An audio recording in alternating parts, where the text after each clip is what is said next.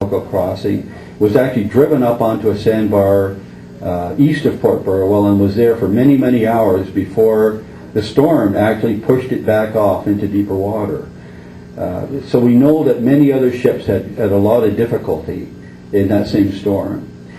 The Marquette came across the lake after many grueling hours fighting the storm, arrived around the Port Stanley area around, it's believed, 4 to 5 p.m. in the afternoon.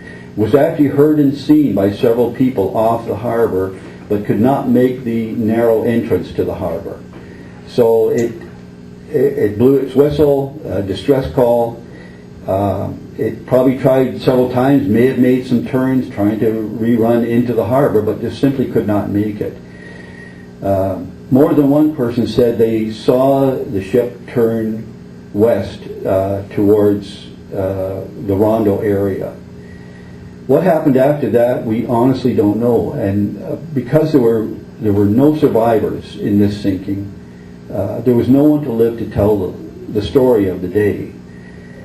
So we can only speculate. And if you look at the map, which was prepared on one of the panels, it gives you an idea of what might have happened, but it is not definite. We can only, as I said, we can only speculate what might have happened.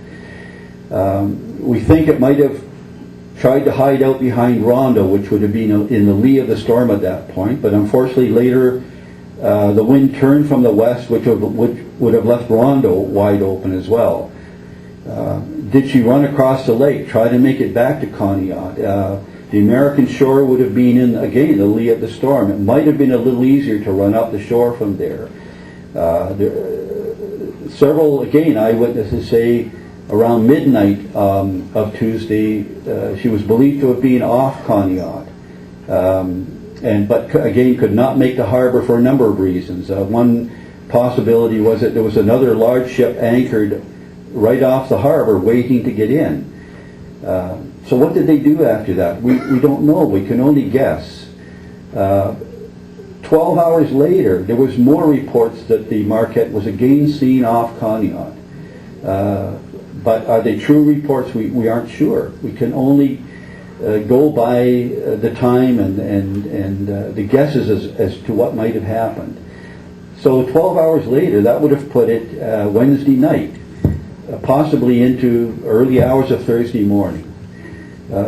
Many people have speculated that she may have at that point turned east and tried to make the run up to Long Point, where she could have hidden again in the lee of Long Point in the bay.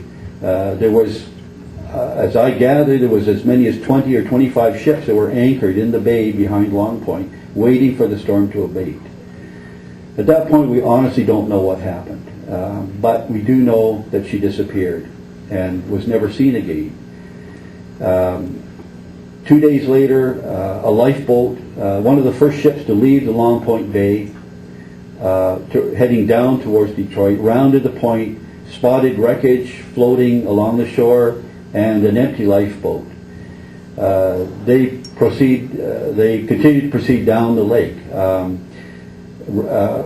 Search boats went out from various ports, in particular Erie, Pennsylvania, and there's a picture of one of them that went out.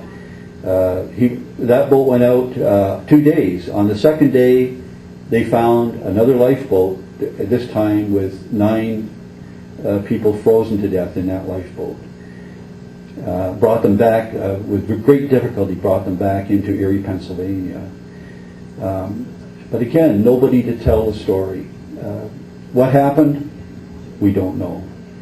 Over the next year, literally, various members of the crew were found along the shore as far away as Niagara area. And they were brought back, and some were brought back to Canada to be buried. Some were buried in various ports on the U.S. side. And again, it's the families and the story and the people. You can replace the ship, and as I said, they did replace the ship, but you can't replace the people who were lost. We can only hope that at some point more details will come to light, and we can piece them together. I was so excited to hear from the McLeod family from the U.S. side. They have obviously some personal inside information, and Patrick McLeod, who is here, has developed a wonderful website that tells a lot of the story. And as he said, they have lots more photographs, information, and details that we can add. We hope over the next year, several members of PORT have kind of taken this story to heart, and we hope to continue working towards at some point possibly doing a book on the story. I think it would be well worthwhile. If we can only keep the history, I think we learn where we came from, and we learn where we're going by knowing our history. It's very important, I think, to all of us. Again, I would like to thank those members of the family who came, and we certainly are going to keep in touch over the next little while. And we hope to add more to the story as we go along. So one of these days, if you see another piece of that history coming in the paper, you'll know that it will be a continuing story. Again, thank you all for coming. We will continue now. We're going to have a short service to commemorate this event, and Craig is going to introduce another one of the family members who would like to say a few words. Again, thank you very much for coming.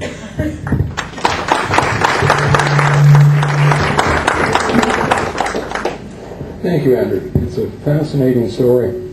Before we proceed with our short memorial service, I want to thank the various Heritage Port members who formed the committee which organized this event. Nigel Howcroft, George Pagash, Alan Cousins, Scott McFarlane, and Dan McNeil all helped in putting this together. I also want to join Andrew in thanking our American friends who were able to attend. Patrick McLeod is a direct descendant of, no, maybe not a direct descendant, Patrick, of John and Robert McLeod, who lost their lives in the tragedy. So I would like to ask Patrick to come up and say a few words.